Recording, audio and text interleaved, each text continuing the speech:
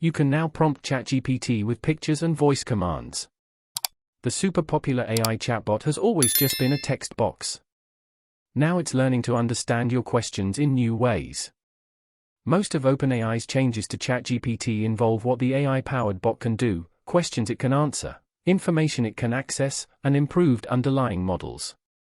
This time, though, it's tweaking the way you use ChatGPT itself. The company is rolling out a new version of the service that allows you to prompt the AI bot not just by typing sentences into a text box, but by either speaking aloud or just uploading a picture. The new features are rolling out to those who pay for ChatGPT in the next 2 weeks, and everyone else will get it soon after, according to OpenAI. The voice chat part is pretty familiar. You tap a button and speak your question. ChatGPT converts it to text and feeds it to the large language model, gets an answer back, converts that back to speech, and speaks the answer out loud.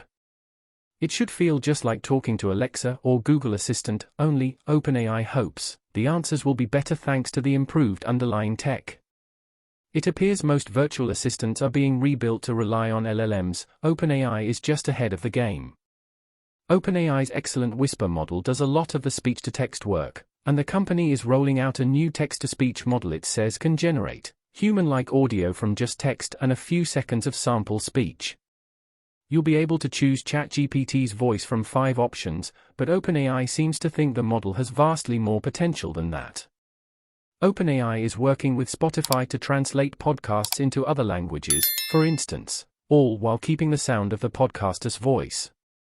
There are lots of interesting uses for synthetic voices, and OpenAI could be a big part of that industry.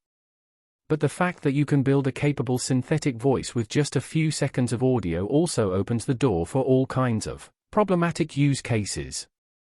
These capabilities also present new risks, such as the potential for malicious actors to impersonate public figures or commit fraud, the company says in a blog post announcing the new features.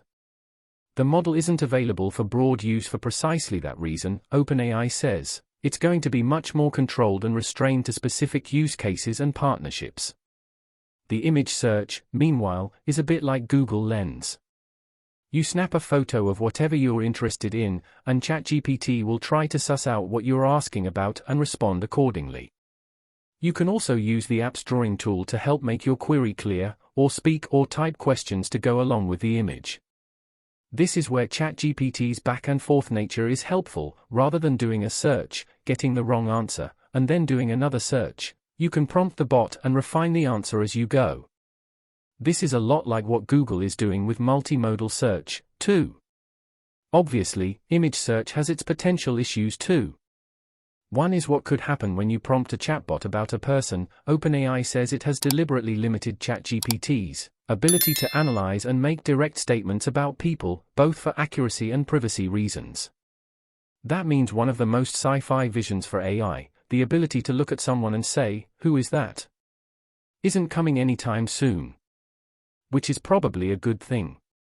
Almost a year after ChatGPT's initial launch, OpenAI seems to be still trying to figure out how to give its bot more features and capabilities without creating new sets of problems and downsides. With these releases, the company attempted to walk that line by deliberately capping what its new models could do. But that approach won't work forever. As more people use voice control and image search, and as ChatGPT inches closer to being a truly multimodal, useful virtual assistant, it'll get harder and harder to keep the guardrails on.